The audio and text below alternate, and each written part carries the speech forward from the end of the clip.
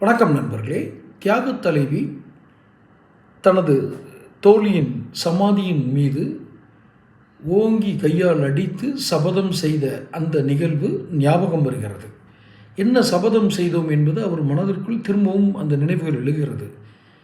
தனக்கு, அதாவது தன் தோழியின் மறைவிற்கு பின் அதிகாரமும் ஆட்சியும் கட்சியும் தன் கைக்குள் வந்துவிடும் என்ற எண்ணத்தில் தான் ஒருவரை அவர் முதல்வராக நியமித்தார். அவரும் இவருக்கு பணிவாக இருப்பது போல் இருந்தார். ஒரு கட்டத்தில் துணிவாக மாறிவிட்டார். ரைட், எல்லாம் முடிஞ்சது. தான் கூட இருந்த தன் உறவும் இப்போது அந்த எதிரணியோடு போய் சேர்ந்து விட்டது. ஆனால் துரோகங்கள் அப்படியே நிற்கிறது. துரோகங்கள் மட்டும் தனித்து நின்று இந்த அம்மாவுக்கு ஞாபகப்படுத்துது.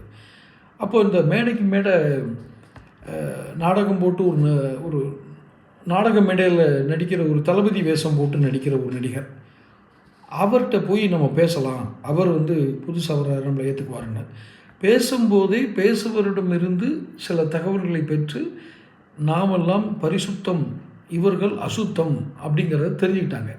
இவங்களோட போனால் இருக்கிற ஓட்டும் போய் மேடைக்கு மேடை தர்ம அடி வாங்க வேண்டியதான்னு வடிவேல் ஜோக்கு மாதிரி சொல்லவும் அதையும் விட்டுட்டாங்க. அந்த வாய்ப்பும் போச்சு. யாருக்கு? தியாக தலைவிக்கு. இல்லை பரவாயில்ல, நம்ம தனியாக கட்சி ஆரம்பிப்போம் அப்படின்னாலும் கட்சியை பதிவு பண்ணணும், அதுக்குன்னு சட்ட விதிமுறைகள் இருக்குது, அதெல்லாம் கைகூடணுமேனு ஒரு கவலை கூட இருக்கவங்களுக்கு. சரி விடுங்க, சுயேட்சையாக நிற்போம்.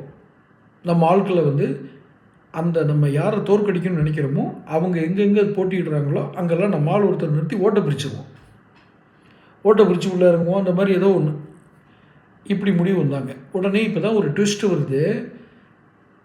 பழைய வரிபாக்கி வழக்குகளெல்லாம் லேசாக தூசி தட்டி எடுங்க அப்படின்னு டெல்லிக்கு ஒரு செய்தி அனுப்புகிறாங்க.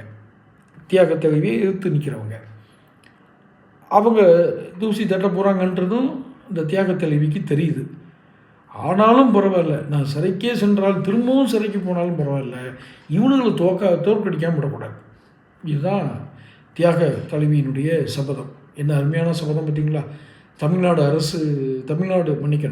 கவர்மெண்ட்டு, தமிழ்நாடு தேர்தல் களம், தேர்தல் அரசியல் என்ன மாதிரி சீரழிவு நோக்கி போகுதுன்னு பார்த்தீங்களா? இது ஒரு காமெடி கதை தான். இருந்தாலும் ஒரு ஜனநாயகத்துக்கு ஊறு விளைவிக்கும் அல்லது ஜனநாயகத்தை கேலி செய்கிற இதில் ஏதாவது புத்தி இருக்கா? இதில் ஏதாவது ஒரு திட்டம் இருக்கா? ஒரு சொந்த பகைகளை தீர்த்துக்கிறதுக்கெல்லாம் தேர்தல் களத்தை பயன்படுத்துகிறாங்கன்னா நம்ம ஜனநாயகம் எப்படி ஆபத்தாக இருக்குன்னு பார்த்தீங்களா? சொந்த பகை, பங்காளி சண்டை, இதெல்லாம் அங்கே தான் பயன்படுத்திக்கிறாங்க.